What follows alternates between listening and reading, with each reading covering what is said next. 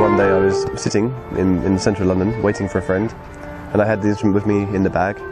So I took the instrument from the bag, I began to play, and then someone flicked me some money, and it landed in my case. So I was like, oh, this is interesting. I was almost a bit shocked at first, almost a little bit offended.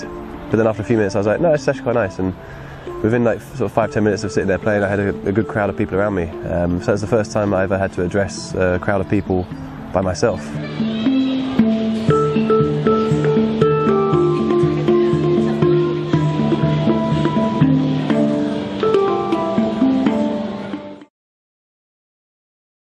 So yeah, initially my first performance playing on the street was by chance. And then a few sort of weeks or months later, yeah, I would have gone to the streets a few times, tried to be sitting in the same area as where I first played. But unfortunately that was the first time I've had the police come up to me and say that I couldn't do what I wanted to do. So at that point I started looking around for other places I could play, and I realised, well, no, here's okay, why can't I play here? So I kept on playing in the same position and having the police come and tell me that I cannot play here, cannot play here, cannot play here. Which sort of opened my eyes up quite a lot to the sort of history of land ownership, especially in and around London, and just how far back that goes and who's actually in charge of it, which is very interesting. And at that point I found a little spark inside of me that sort of said, no, you should be able to do this. You are from this place, all you're doing is playing music. This is one of the most ancient sort of pastimes and leisures and professions at the end of the day. You go right the way back through history, you've always had performers. In every single society that's ever been around, you've always had performers inside that society. There we go. So yeah, thank you,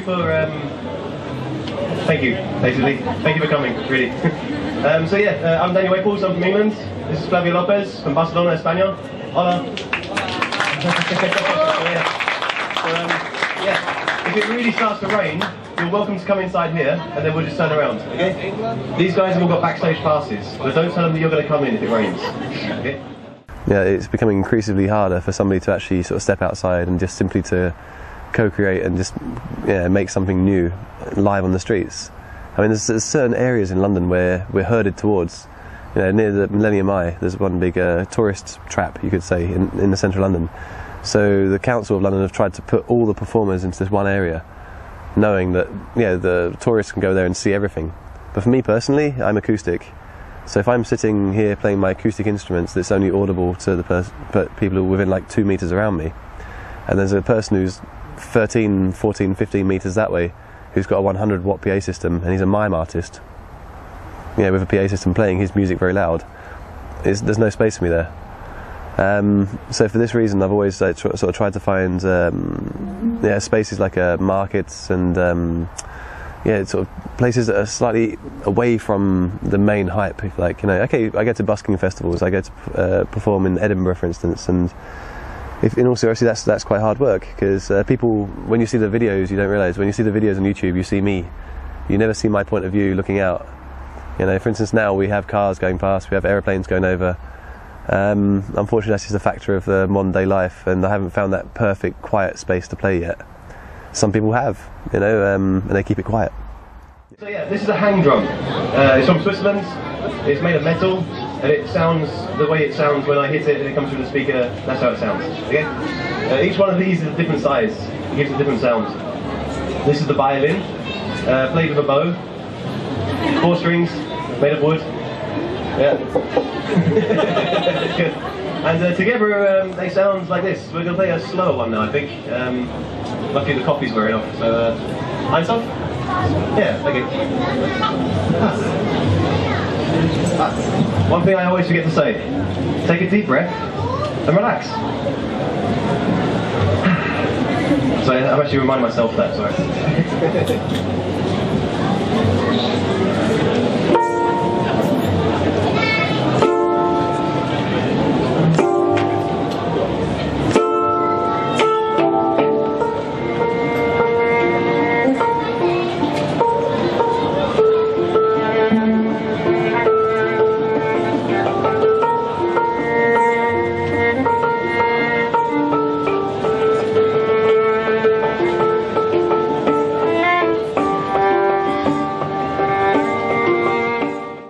The first time I played handpan was actually in the year 2005 at a music festival, It was very late at night at the time, and the guy whose instrument it was, I became quite close friends with him.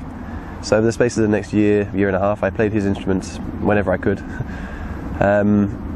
And yeah, I contacted the actual manufacturers, because inside of his instrument there was actually a sticker with the actual address of the manufacturer.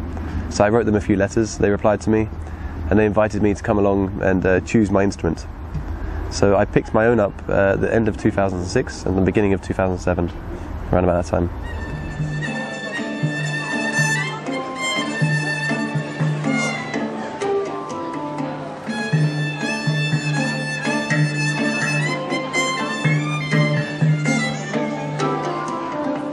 Initially, when I first took the instrument, it must have been at least 6 months or 1 year before I ever even played it in public.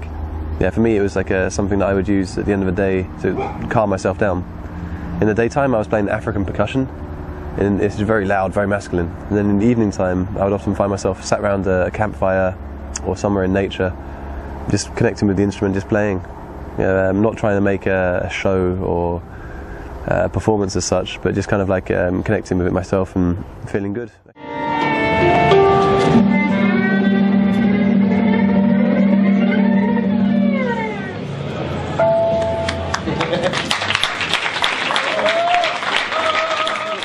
I was playing the guitar throughout my teenage years, and then when I reached my early 20s I began to play African percussion. At that point I stopped playing the guitar for a little while. And after 1 or 2 summers of playing all percussion, I kind of missed playing the melody. And that's the time when I found the hang, and the hang found me. Yeah, so it's almost like I was able to play my melodies on the rhythmical instruments. You know.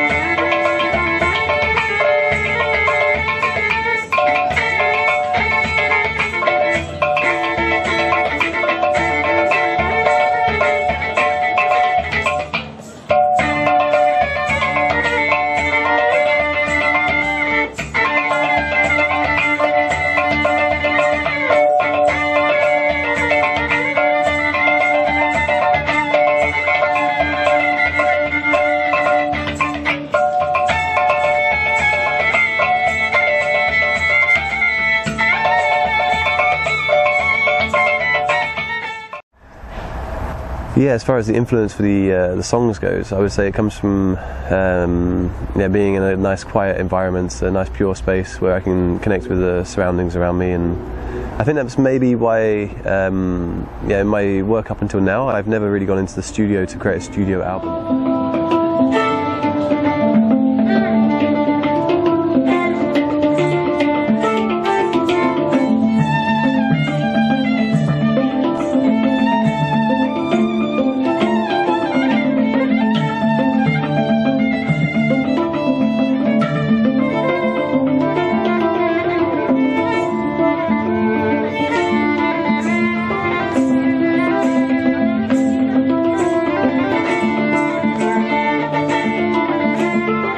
When I first took my own instrument in 2006, 2007, I think YouTube was like brand new, you know, it like literally just started. So I remember the first time I ever saw a video of someone playing this on the internet. I think it was actually a guy called David Swarup.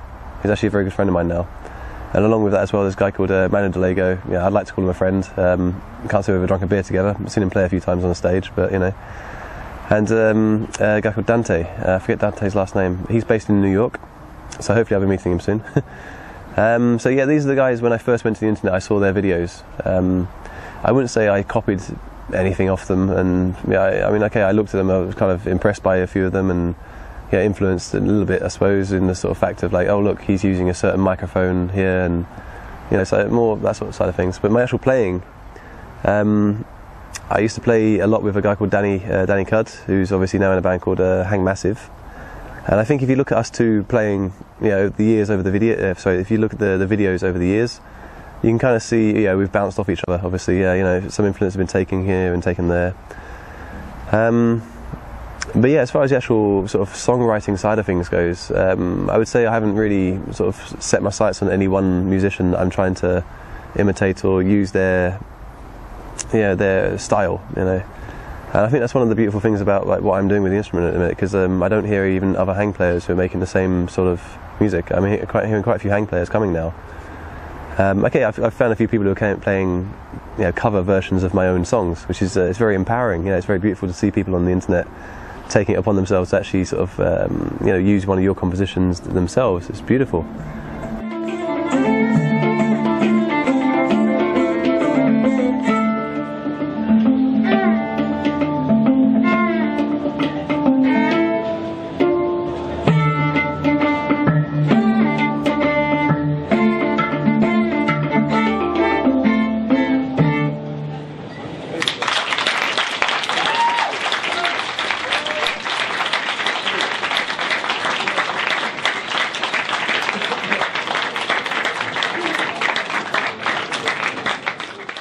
Handpan is such a new generation of instruments that there's still collaborations that have never been made. For instance, when I play with Flavio, I know that, you know, when some of the styles of music that we actually go through as a violinist and the handpan together, we're cutting into a new space. I haven't seen on the internet any sort of, you know, hang and violin duos before, so I know that the stuff we're creating now is really pushing out.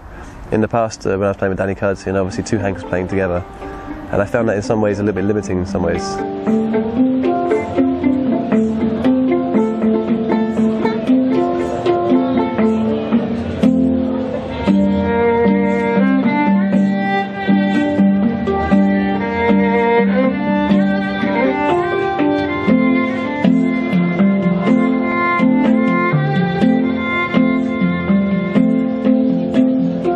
You think of the guitar, you know, you can already imagine the guitar playing with pretty much every style of music, whereas the handpan, you know, people come up and they say, oh, you know, it would sound really good in a dance track, or like, have you ever tried playing Celtic music, or have you ever tried mixing it with pop music, or trying to take these new collaborations, if you like.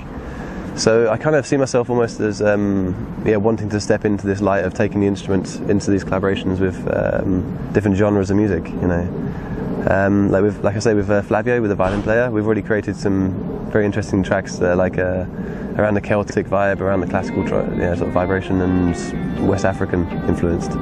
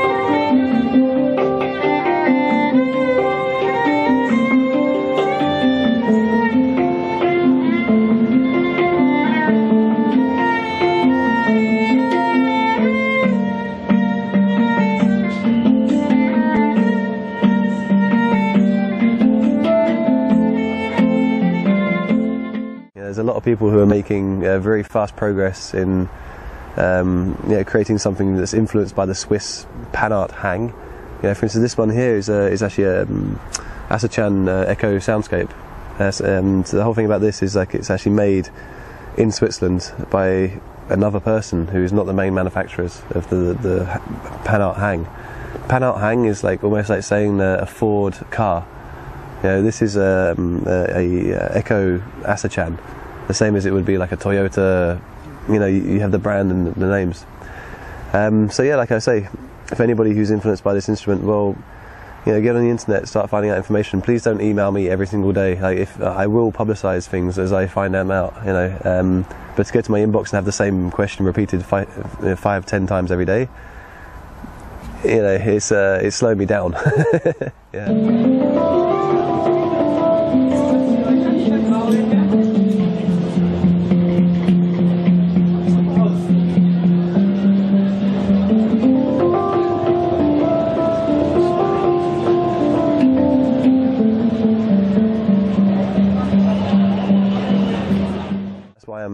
looking to be working with management over this next year or two.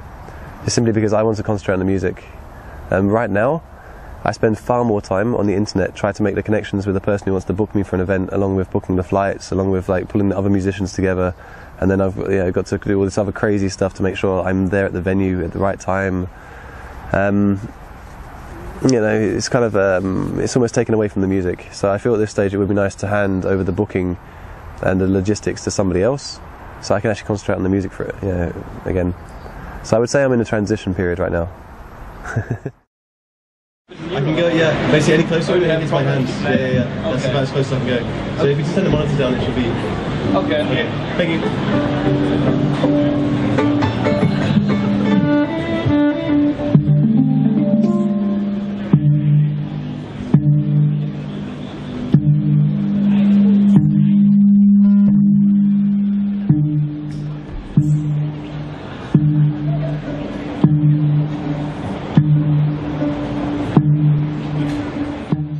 Sort of right now, the 9th month of the year 2013, just finished a studio album which is based around the compositions I've written with Flavio Lopez, the violin player. So it features myself and Flavio on most of the tracks, and it's actually mixed, recorded and produced by a man called Martin Craddock, who's a good friend who steps out from a band from, they're called Back Beyond. So with him, we're looking to, sort of put that album out. Actually, it's going to be the first album of mine that I'm actually putting onto iTunes and onto Spotify and all these other platforms. There's one album, and there's actually another EP that we're hoping to release by Christmas. And there's also a project with a good friend of mine called James Winstanley. We call ourselves the Hang Drum Project. And again, we're actually looking to put out a studio album by Christmas. The music's almost finished, and so now it's just getting the rest of the artwork and everything else together. So I would say that one album that's coming out is going to be very electronic, sample based, and the other album is very acoustic and sort of very rhythmical based, you could say. So.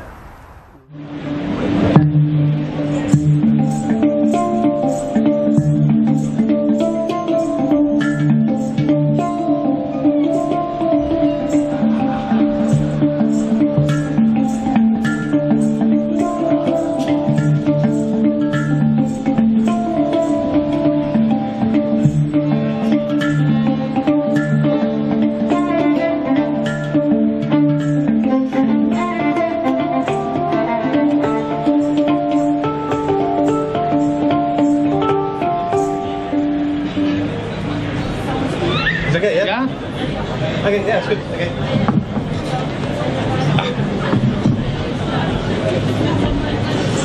Mama!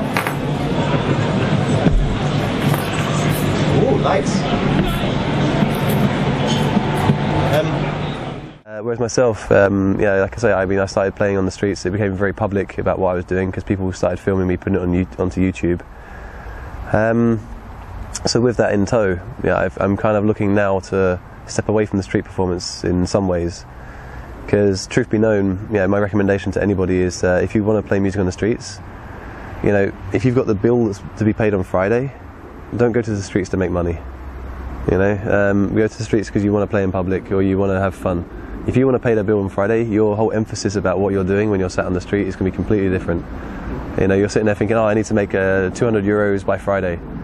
And then you're sort of like this and you're thinking about it too much, and you're not going to give as good a performance as you would do if you're just sitting there thinking, I'm playing music.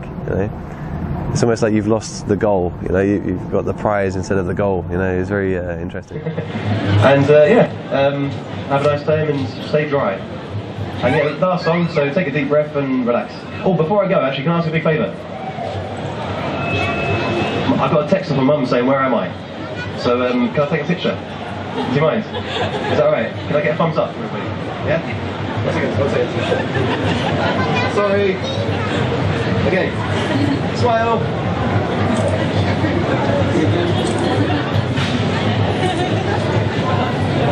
Lovely.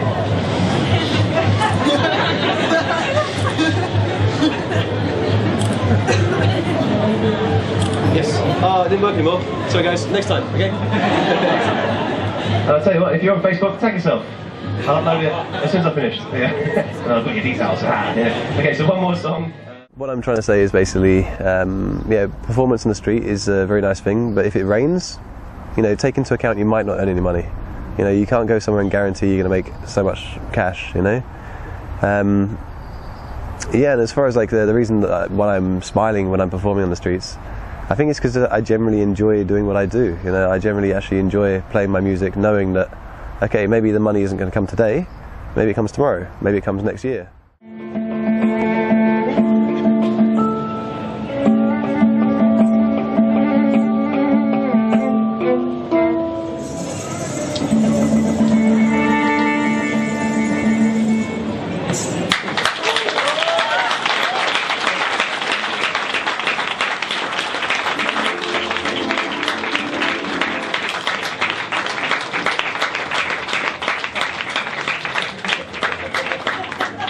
One day.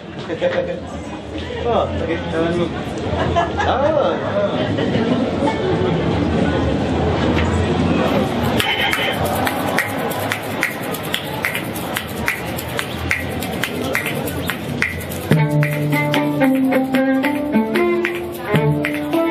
If anyone does like the sound of what I do on the internet from watching the YouTube videos, well, jump on my website, hangingbalance.com, and you're invited to download the music. I will say for donation.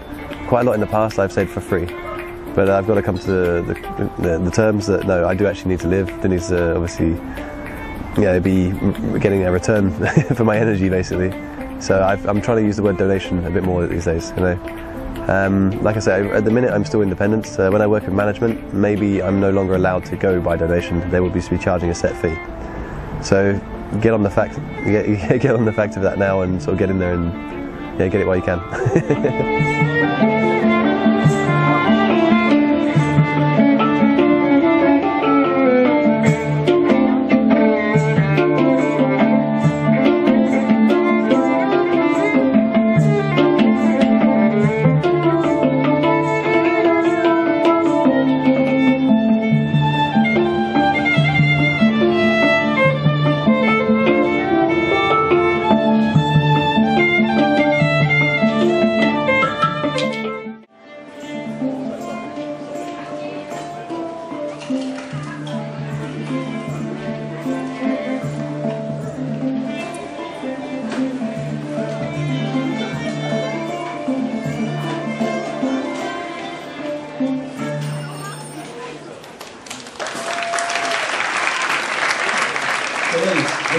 Waples.